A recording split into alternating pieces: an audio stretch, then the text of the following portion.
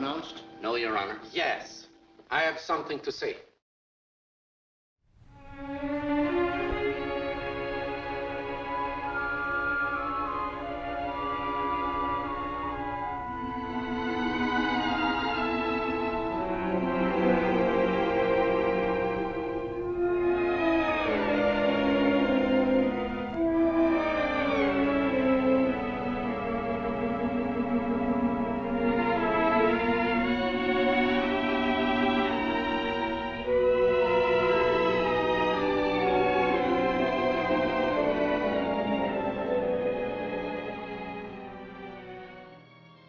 The film's revised opening shot begins with a camera. It is the first of 5, held by members of a group of 9 men, uniformly dressed, talking amongst themselves, as the camera dollies out and tracks right.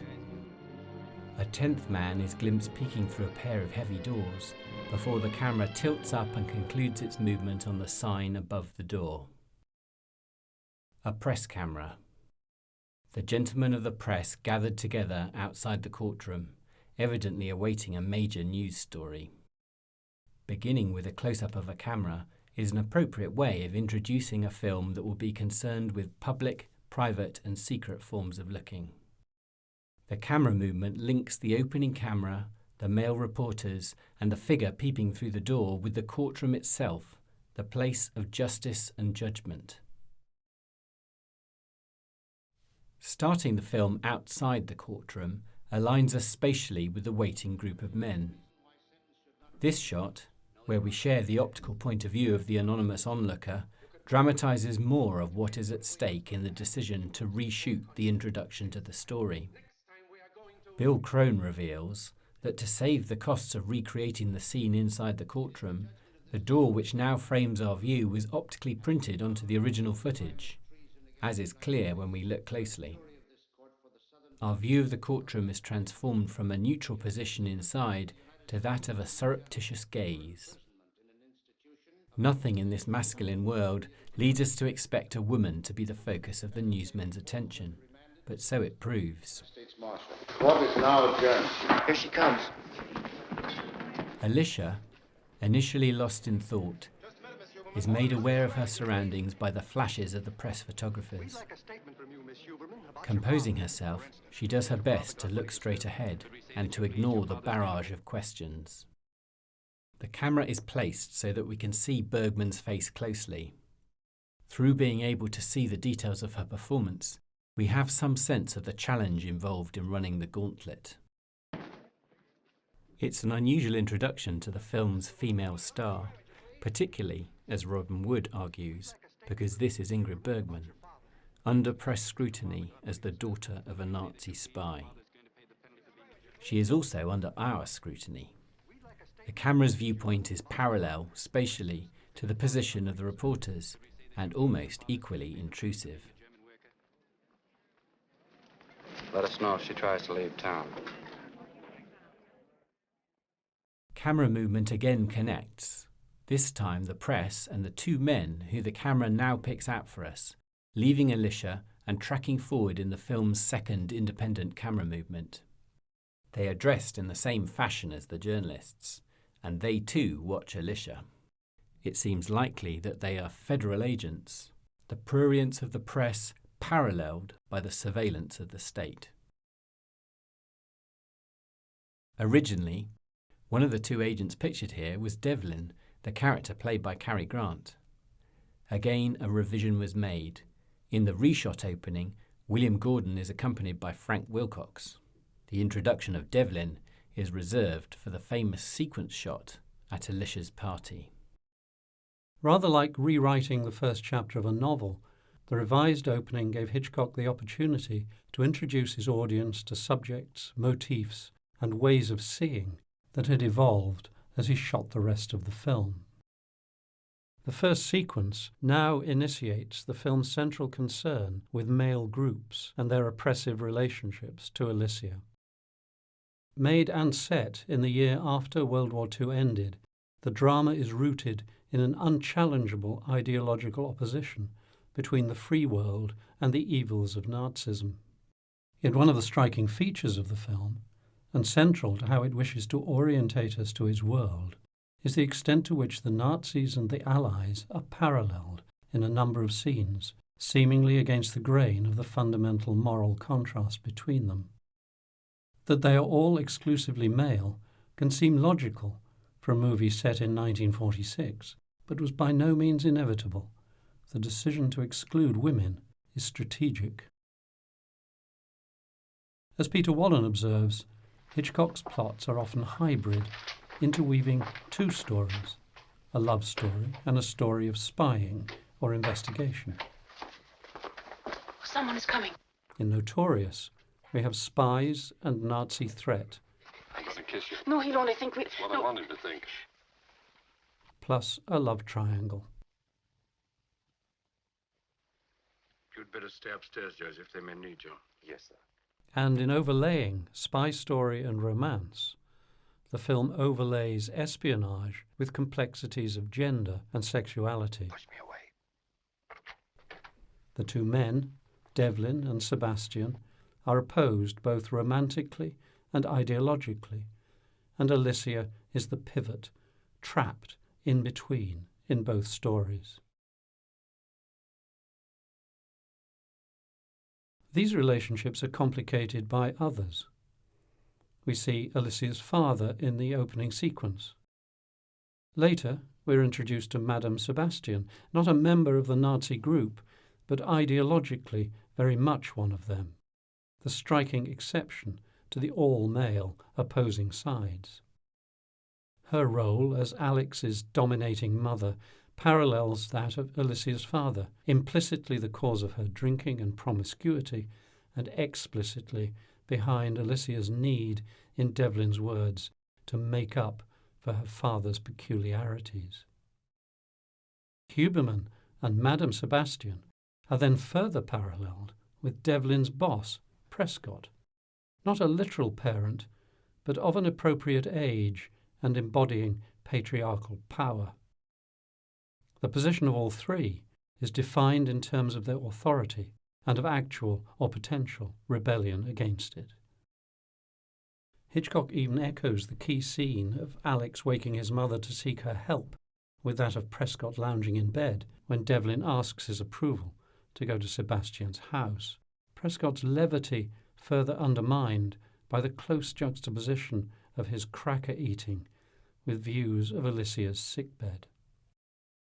From the opening on, the film is preoccupied with the complexities and costs of the central trio challenging their parent or quasi-parental figure, and with the implications of parental power.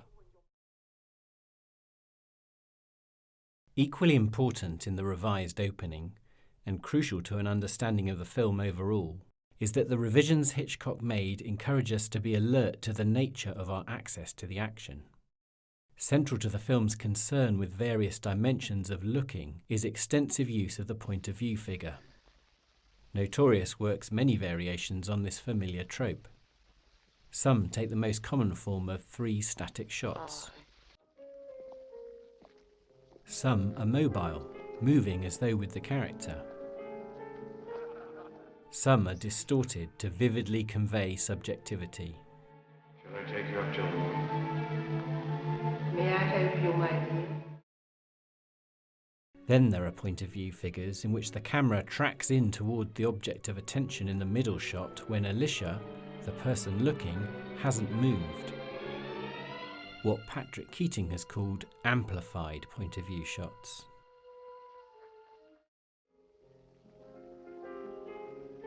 Others begin as though point of view, but resolve into an off-screen look. Miss Huberman?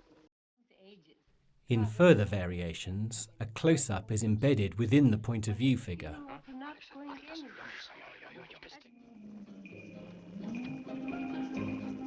Or the closing part of the figure is withheld.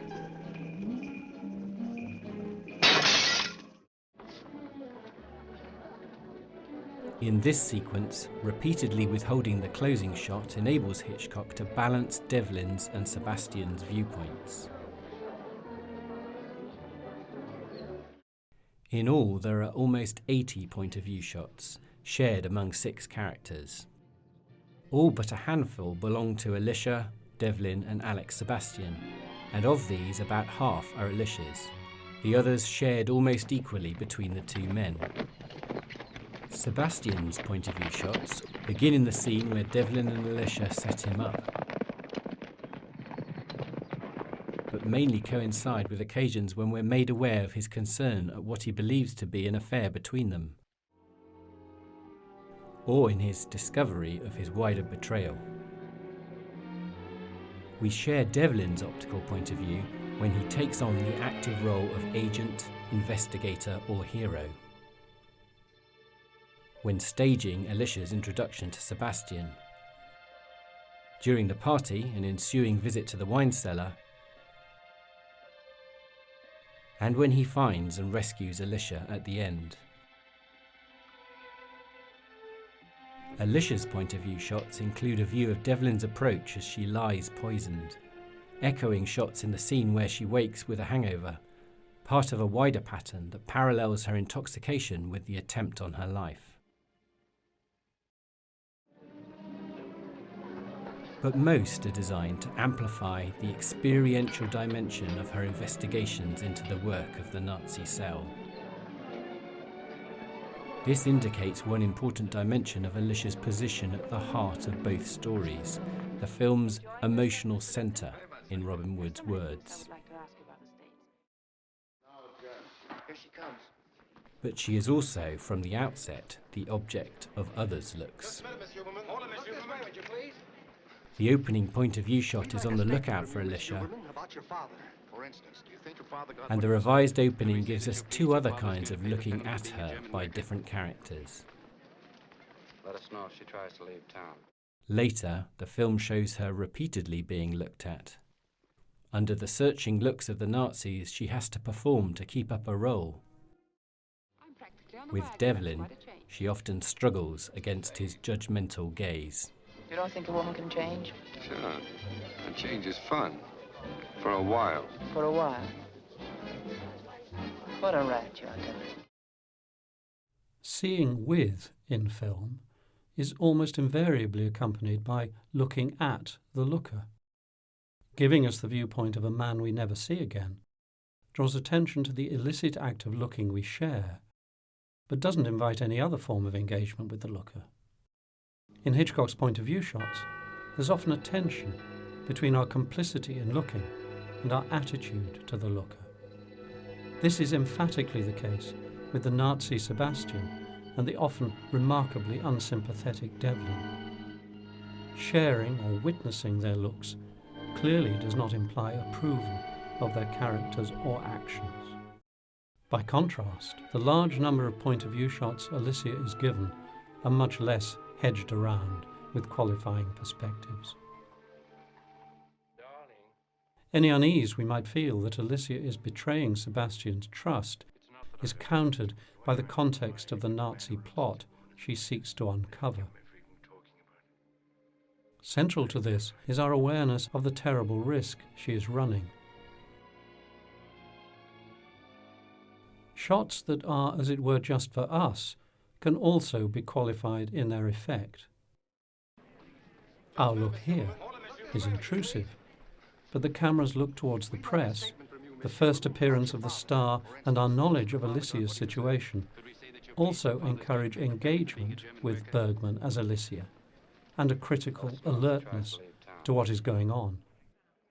This tension is central to the film's broader point of view structure. The opening, for instance, provides immediate context for the much discussed second scene. Our view, closely positioned in space to Devlin's detached, judgmental spectator, witnesses from the dark a performance in the brightly lit playing space. Yet the previous scene has defined the agonizing situation that underlies the hard-bitten, hard-drinking persona Alicia adopts here. The mise-en-scene's role in reminding us of our own spectatorship, strongly enhanced by the patterns introduced in the previous scene. As Tanya Modleski notes, spectatorship is here shown to be a somewhat shady activity and more than a little menacing. The revised opening introduces another dimension of the camera's look. Hitchcock begins with a mobile shot that travels through space independently, making plain its control of our visual access and claiming from the outset an informing visual authority. As here, the film repeatedly shows us events Alicia does not see, placing us largely in the know. It's a strategy that could lead to forms of detachment other than the spatial and cognitive. But it's a vital dimension of the film that the potential of superior knowledge and separate viewpoint to encourage such detachment is increasingly challenged by the way this awareness heightens our anxiety for Alicia. Closely related to this, other examples of Hitchcock's elaborate mobile camera, while spatially independent, enhance the suspense, which is a fundamental aspect of the film's sympathetic engagement with Alicia. Such extended mobile shots are the deliberately assertive end of Hitchcock's stylistic armoury.